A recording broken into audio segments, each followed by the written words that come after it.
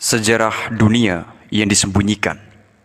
Karya buku Jonathan Black. Bab 2. Berjalan-jalan sebentar di hutan kuno. Membayangkan diri kita sendiri memasuki pikiran orang-orang kuno. Pejamkan mata Anda dan bayangkan sebuah meja. Sebuah meja yang bagus. Sebuah meja yang sangat Anda dambakan untuk bekerja. Seberapa besar ukurannya? Dari kayu apa dibuatnya? Bagaimana kayu-kayu itu akan digabungkan? Apakah kayunya akan diminyaki atau dipoles? Atau polos begitu saja? Tambahan apa lagi yang akan dipasang? Bayangkan sejelas mungkin. Sekarang lihatlah sebuah meja yang nyata. Meja mana yang Anda yakini mengetahui kebenaran? Apa yang bisa membuat Anda lebih yakin? Isi pikiran Anda atau benda yang Anda lihat dengan akal Anda? Yang mana yang lebih nyata? Pikiran atau materi? Perdebatan yang muncul dari pertanyaan sederhana ini telah mengendap di dalam hati seluruh filosofi.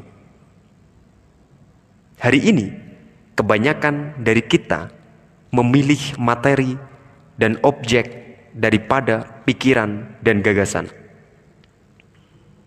Kita cenderung mengambil objek fisik sebagai ukuran kenyataan.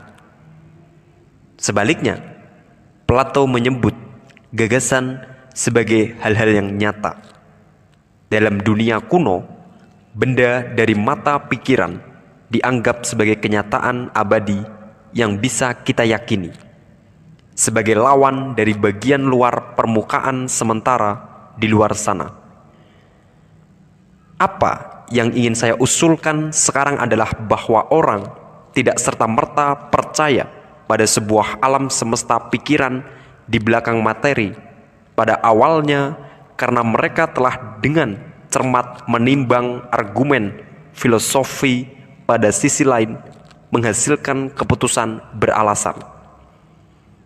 Tetapi karena mereka mengalami dunia dengan cara pikiran di belakang materi. Ketika pikiran kita kalah dan berbayang jika dibandingkan dengan kesan perasaan kita pada orang kuno sebaliknya. Pada masa itu, orang-orang kehilangan perasaan pada objek fisik.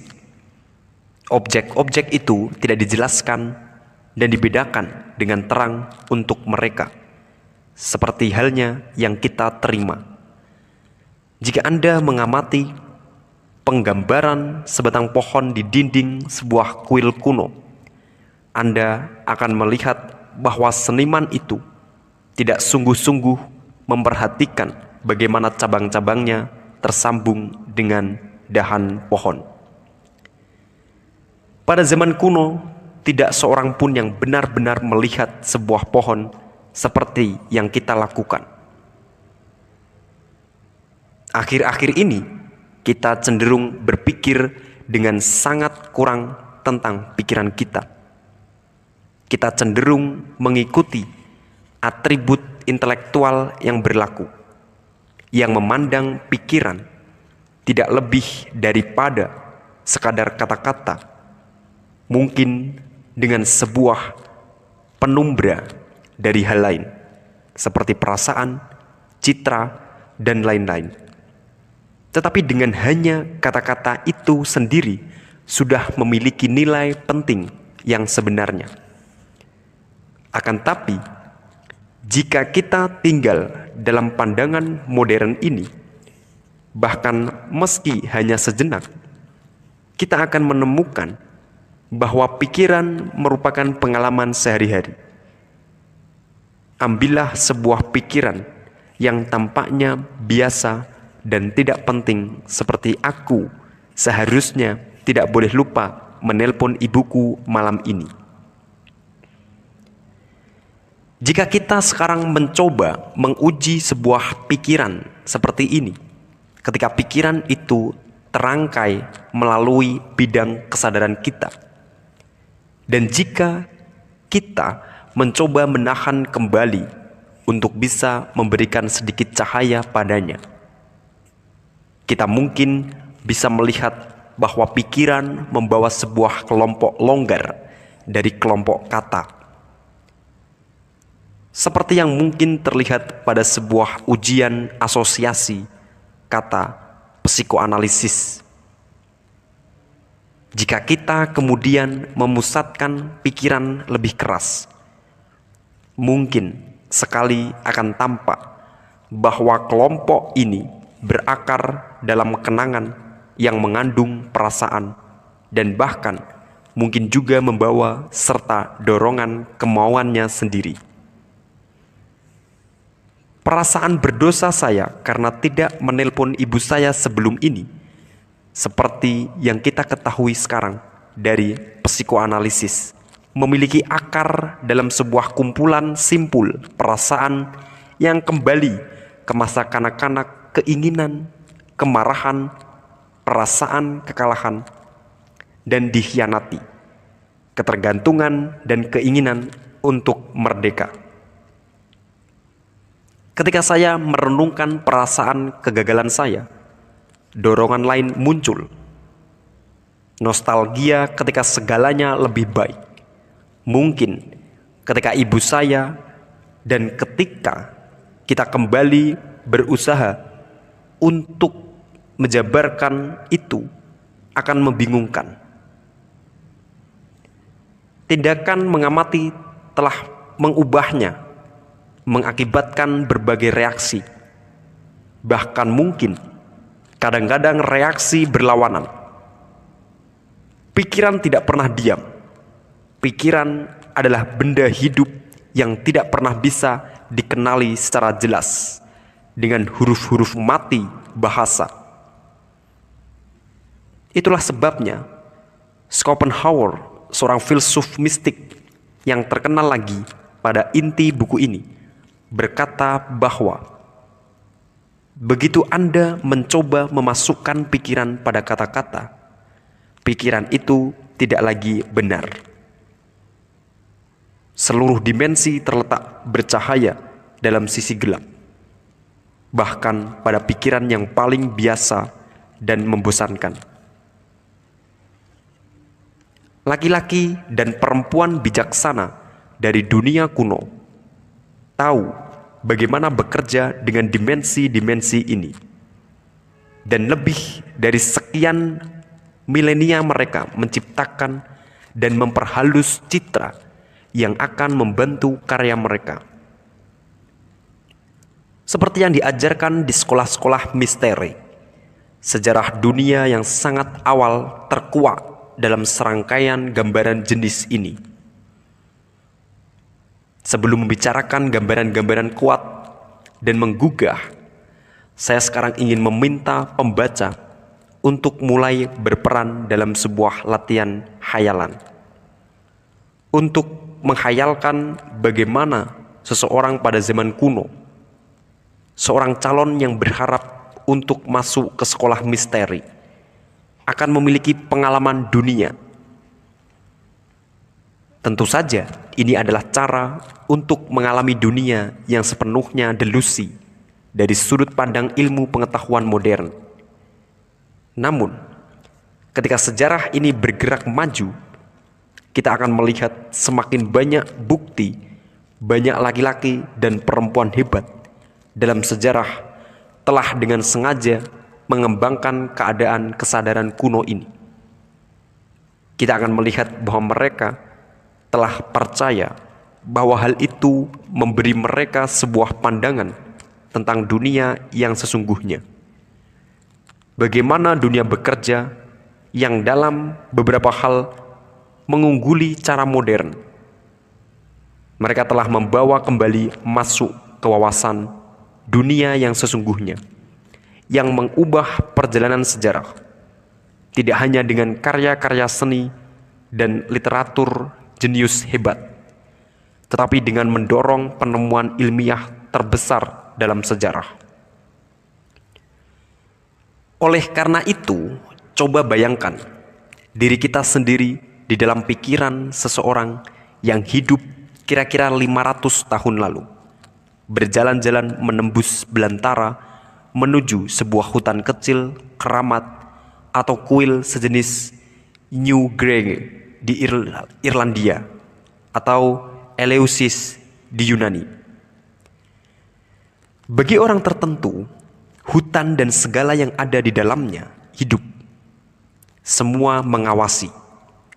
Roh-roh yang tidak terlihat berbisik dalam gerakan pepohonan. Angin yang membelai pipinya merupakan gerakan seorang dewa. Jika entakan udara padat di udara menciptakan kilat, itu adalah sebuah pelampiasan keinginan kosmis, dan mungkin ia berjalan agak lebih cepat. Mungkin ia berlindung di dalam sebuah gua. Ketika laki-laki kuno itu masuk ke dalam sebuah gua, ia merasakan perasaan yang aneh ketika berada di dalam otaknya sendiri, terpisah dari ruang mental pribadinya sendiri. Ketika mendaki ke puncak gunung, ia merasa kesadarannya berlomba ke cakrawala pada setiap arah, keluar menuju tepi-tepi kosmos, dan ia merasa menjadi satu dengannya. Pada malam hari, ia mengalami langit sebagai pikiran kosmos itu.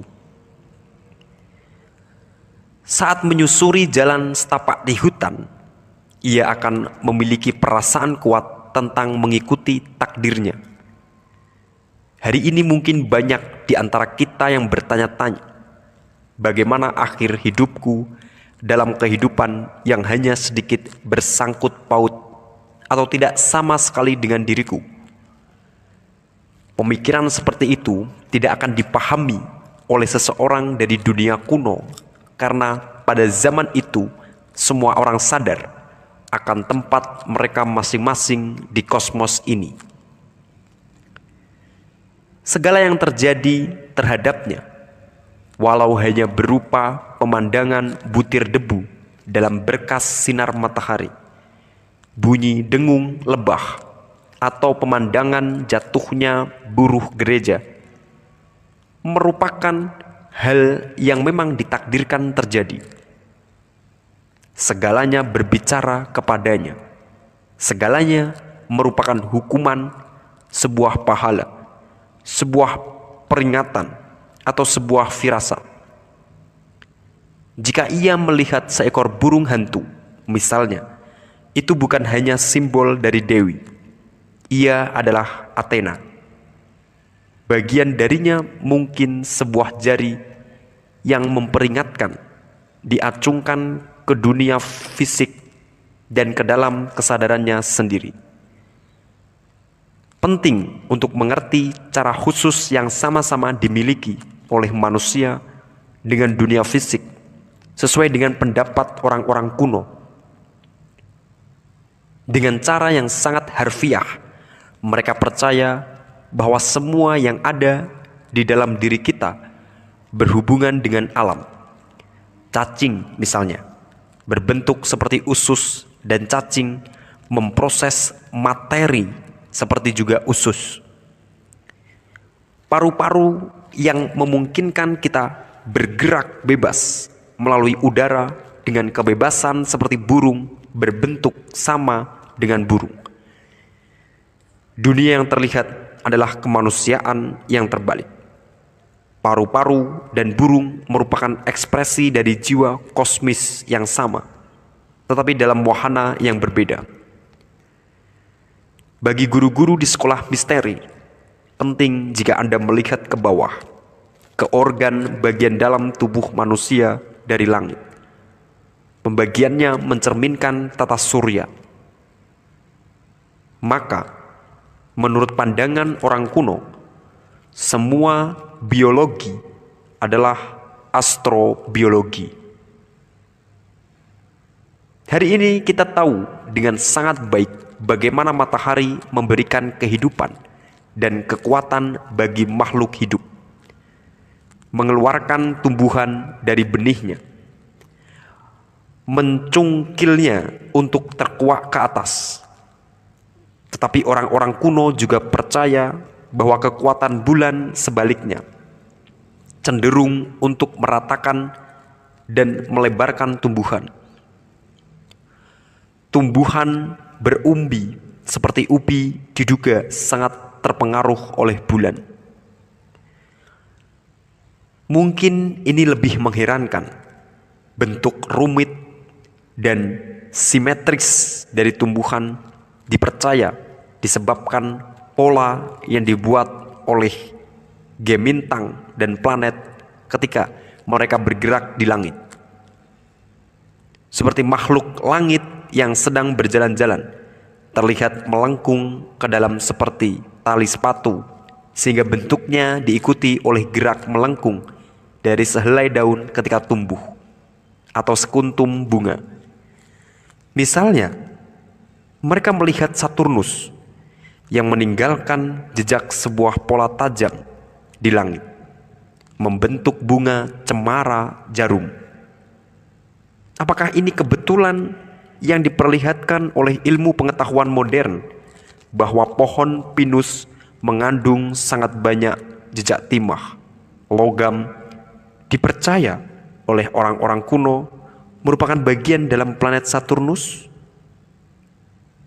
Demikian pula dengan bentuk tubuh manusia yang menurut pandangan kuno terpengaruh oleh pola yang dibuat di langit oleh bintang-bintang dan planet-planet.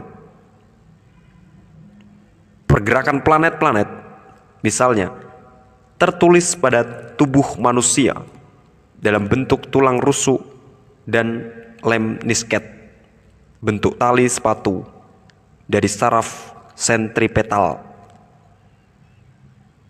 Ilmu pengetahuan telah menciptakan kata bioritmis untuk menjelaskan bagaimana hubungan antara bumi dengan bulan dan matahari, ditandai oleh urutan musim, juga siang hari yang diikuti malam hari, dibuat secara biokimia mendalam menjadi fungsi dari makhluk hidup, misalnya pola tidur.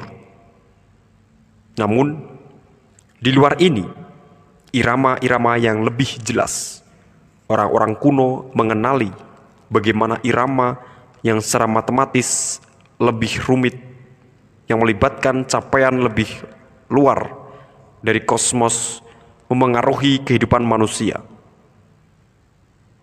Napas manusia rata-rata 25.920 kali per hari, yang adalah jumlah dari tahun dalam sebuah tahun besar Plato, yaitu jumlah dari tahun yang diperlukan matahari untuk melengkapi zodiak.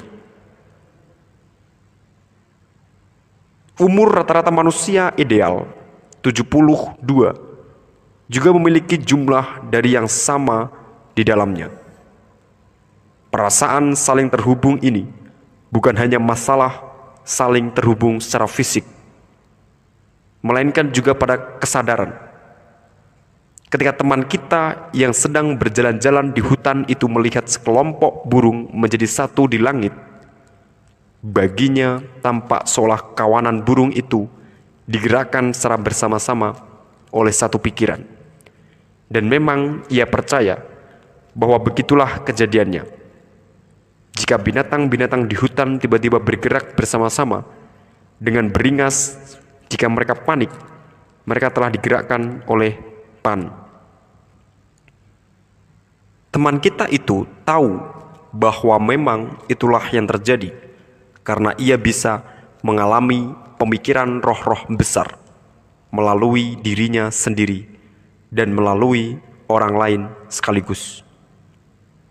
Ia tahu bahwa ketika ia tiba di sekolah misteri dan guru spiritualnya memperkenalkan pikiran baru yang mencengangkan kepadanya dan teman-teman sesama pelajar, mereka semua akan mengalami pikiran-pikiran yang sangat sama, seolah master atau guru sedang memegangi benda fisik untuk dilihat oleh mereka. Sejatinya ia merasa lebih dekat kepada orang-orang ketika mereka saling berbagi pikiran daripada sekedar kedekatan fisik. Hari ini kita cenderung menjadi sangat posesif tentang pikiran kita. Kita ingin mendapatkan kepercayaan karena memurnikan mereka. Dan kita ingin berpikir bahwa ruang mental pribadi kita tidak terganggu, bahwa tidak ada kesadaran lain yang masuk ke dalamnya. Bagaimanapun, kita tidak perlu tinggal dalam asumsi ini hingga melihat mereka tidak selalu cocok dengan pengalaman. Jika mau jujur, kita harus akui bahwa kita tidak selalu membangun pikiran kita. Bukan hanya para jenius seperti Newton, Kepler, Leonardo, Edison, dan Tesla berbicara tentang ilham yang mereka terima, seperti melalui mimpi dan kadang-kadang benar-benar dalam sebuah mimpi. Bagi kita, semua ini adalah tentang pikiran sehari-hari secara alami datang begitu saja menghampiri kita. Dengan kata lain, kita mengatakan, tiba-tiba aku sadar bahwa dan terpikir olehku bahwa Jika Anda beruntung, kadangkala hal ini bisa terjadi ketika Anda teringat pada sebuah frasa sindiran sempurna yang bisa membuat kagum teman-teman semeja Anda. Kemudian, tentu saja Anda merasa bangga, tetapi kebenaran sejati adalah bahwa kata sindiran itu hanya tercetus dari mulut Anda sebelum Anda sempat secara sadar menyusunnya. Kenyataan pada pengalaman sehari-hari adalah bahwa pikiran-pikiran itu secara rutin diperkenalkan dengan apa yang kita suka pikirkan sebagai ruang mental pribadi dari tempat lain. Orang-orang kuno memahami ini, tempat lain sebagai orang lain yang adalah seorang dewa, malaikat, atau roh. Dan seorang pribadi tidak selalu diberi petunjuk oleh dewa, malaikat, atau roh yang sama. Sementara sekarang kita senang berpendapat untuk diri kita sendiri bahwa kita masing-masing memiliki satu pusat pribadi dari kesadaran yang terletak di dalam kepala. Dalam dunia kuno, masing-masing orang mengalami sendiri beberapa pusat kesadaran berbeda yang berasal dari luar kepala. Kita sebelum ini melihat bahwa dewa-dewa, malaikat, dan roh dipercaya merupakan pancaran dari pikiran kosmis makhluk berpikir. Dengan kata lain, apa yang saya minta untuk Anda pertimbangkan sekarang adalah bahwa makhluk berpikir yang hebat ini menyatakan diri mereka melalui orang-orang. Jika hari ini dengan wajar kita berpikir tentang manusia-manusia yang berpikir dalam zaman kuno, mereka berpikir tentang memanusiakan pikiran-pikiran. Seperti yang kita akan lihat kemudian, dewa-dewa, malaikat, dan roh menyebabkan perubahan besar dalam sebuah keberuntungan bangsa. Pusat dari perubahan-perubahan ini akan sering terjadi sebuah pribadi. Misalnya, Alexander yang Agung atau Napoleon merupakan sarana bagi sebuah roh agung, dan untuk sementara waktu membawa semua perubahan ke hadapan mereka dengan cara yang memukau. Tidak seorang pun mampu melawan mereka, dan mereka berhasil dalam segala yang mereka kerjakan. hingga roh itu meninggalkan mereka. Kemudian tiba-tiba segalanya menjadi serba salah. Kita melihat proses yang sama dalam kasus seniman-seniman yang menjadi sarana untuk ekspresi seorang dewa atau roh untuk satu masa tertentu dari kehidupan mereka. Ketika itu mereka tampak menemukan suara mereka dan menciptakan adikarya dengan tangan yang pasti. Kadang-kadang mengubah kesadaran dari seluruh generasi, bahkan mengubah seluruh arah budaya dalam sejarah. Namun, ketika roh-roh itu pergi, seorang seniman tidak pernah lagi menciptakan karya-karya jeniusnya lagi. Demikian juga jika roh terlibat dalam seorang pribadi untuk menciptakan sebuah karya seni. Roh agung yang sama mungkin sekali lagi hadir kapanpun karya seni itu diselesaikan oleh orang lain. Salah satu dari sejawatnya berkata, ketika Bach bermain organ, bahkan Tuhan hadir di misa itu. Kini banyak orang Kristen percaya bahwa Tuhan hadir dalam darah dan anggur pada puncak misa itu, walau dengan cara yang agak sulit dipahami, yang diperdebatkan selama berabad-abad, tidak pernah benar-benar menjabarkannya. Pada sisi lain, jika Anda membaca liturgi yang selamat dari zaman Mesir kuno, terutama The Book of the Opening of the Mouth, atau pertimbangkan catatan sejarah yang tersimpan di kuil Vestal Virgins di Roma yang mencatat Epipanies atau pemunculan dewa-dewa yang teratur.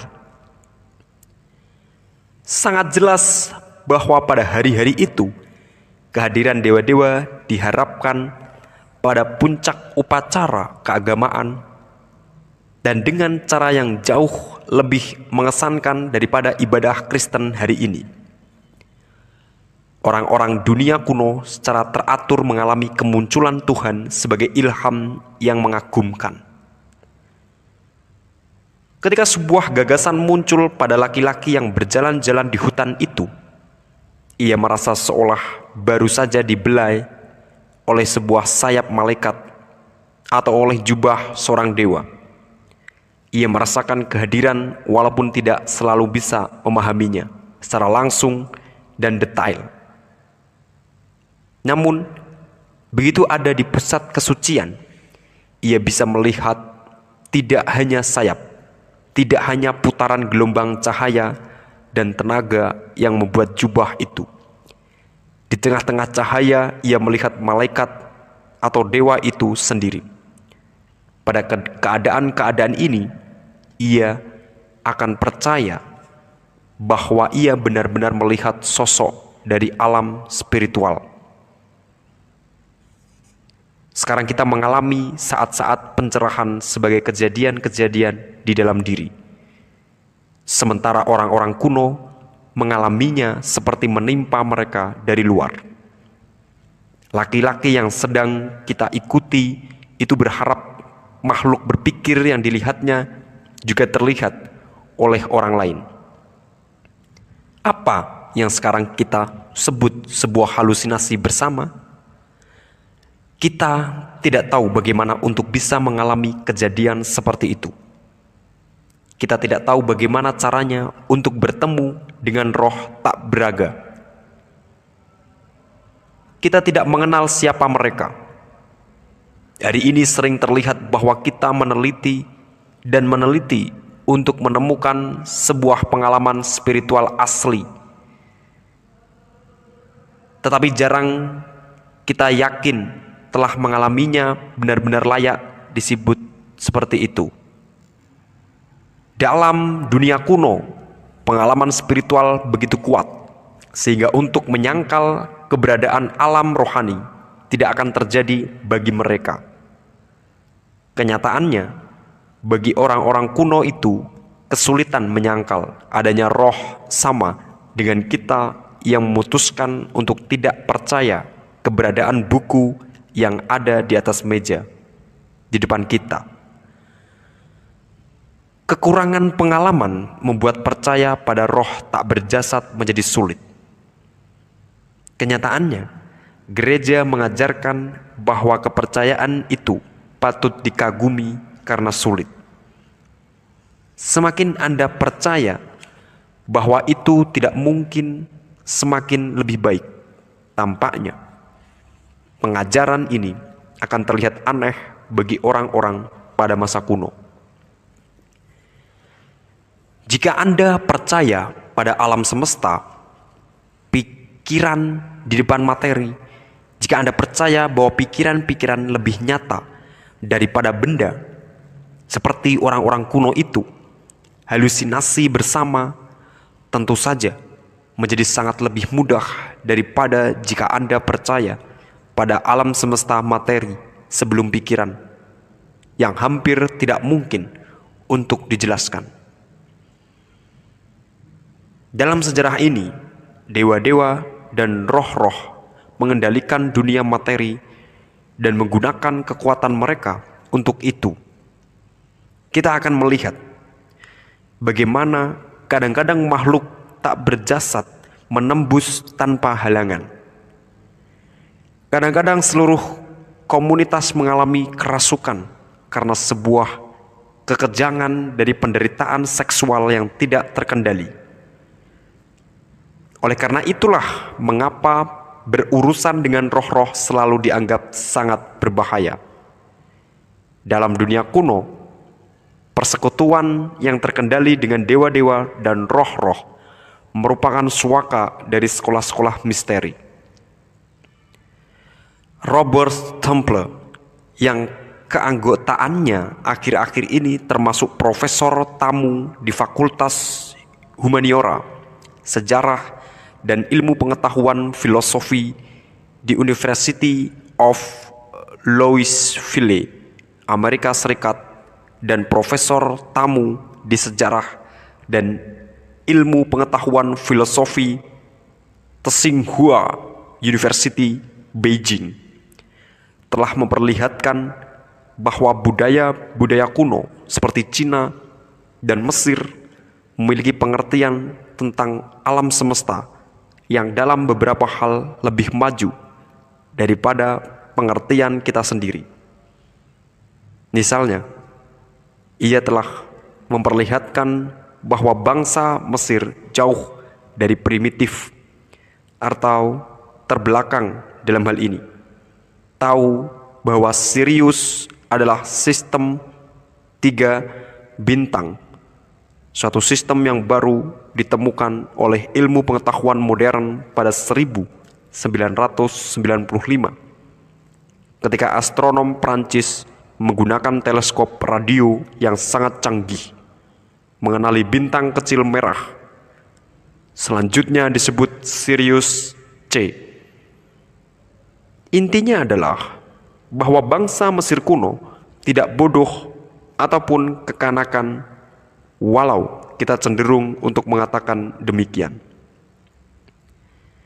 Salah satu dari kepercayaan bodoh yang kami sukai dan kami hubungkan dengan orang-orang kuno adalah bahwa mereka memuja matahari, seolah mereka percaya objek fisik sebagai makhluk hidup. Komentar Robert Temple pada naskah kunci karya Aristoteles, Strabo, dan yang lainnya memperlihatkan mereka menganggap matahari sebagai semacam lensa. Melalui lensa itulah mereka percaya pengaruh spiritual dewa bersinar dari alam spiritual masuk ke alam bumi. Dewa-dewa lainnya menebarkan pengaruhnya melalui planet-planet lain dan kumpulan bintang. Ketika posisi raga surga berubah, begitu juga berbagai pola dari pengaruh memberi arah dan bentuk pada sejarah. Kembali ke laki-laki yang berjalan-jalan di hutan kuno. Kita sekarang melihat bahwa ia merasakan roh-roh di belakang matahari, bulan, dan sosok-sosok langit lainnya ketika bekerja pada bagian lain dari pikiran dan tubuhnya. Ia merasa kaki dan tangannya bergerak seperti Merkurius yang mengalir, dan ia merasa roh Mars menggelegak dalam dirinya. Di dalam sungai bergolak dari besi mencair, yaitu darahnya. Keadaan ginjalnya dipengaruhi oleh pergerakan Venus. Ilmu pengetahuan baru bermula untuk memahami perang ginjal dalam seksualitas. Pada awal abad ke-20, ilmu pengetahuan menguak peran ginjal dalam penyimpanan testosteron. Lalu, pada 1980-an, pakar obat-obatan Swiss, Weleda, mulai melakukan pengujian yang memperlihatkan bahwa pergerakan planet memengaruhi perubahan kimia dalam cairan logam garam yang cukup dramatis untuk dilihat oleh mata telanjang. Bahkan ketika pengaruh ini terlalu halus untuk diukur dengan peralatan prosedur ilmiah sejauh ini, apa yang lebih mengagumkan adalah bahwa perubahan dramatis ini terjadi ketika sebuah cairan garam logam diperiksa dalam hubungannya dengan pergerakan planet yang telah dihubungkan secara tradisional. Jadi, garam tembaga yang ada dalam ginjal dipengaruhi oleh Venus. Tembaga adalah logam yang secara tradisional dihubungkan dengan Venus. Ilmu pengetahuan modern mungkin ada di ambang memastikan apa yang diketahui dengan baik oleh orang-orang kuno. Jadi, benar sekali jika dikatakan bahwa Venus adalah planet gairah. Sekolah-sekolah misteri mengajarkan bahwa selain kesadaran kepala, kita masing-masing memiliki misalnya sebuah kesadaran hati yang berasal dari matahari, kemudian memasuki ruang mental melalui hati. Atau dengan kata lain, hati adalah portal jalan masuk dewa matahari menuju kehidupan kita. Demikian juga sebuah kesadaran ginjal bersinar masuk ke dalam diri kita dari Venus, menyebar ke pikiran dan tubuh kita melalui portal ginjal kita sendiri. Kerjasama pusat-pusat yang berbeda dari kesadaran membuat kita secara beragam mencinta, marah, sendu, resah, tabah, bijaksana, dan lain-lain, membentuk satu hal tunggal, yaitu pengalaman manusia. Bekerja melalui pusat-pusat kesadaran kita yang berbeda, seperti ini, para dewa planet-planet dan gugusan bintang mempersiapkan kita untuk pengalaman yang hebat dan menjalani tes besar seperti yang diinginkan kosmos.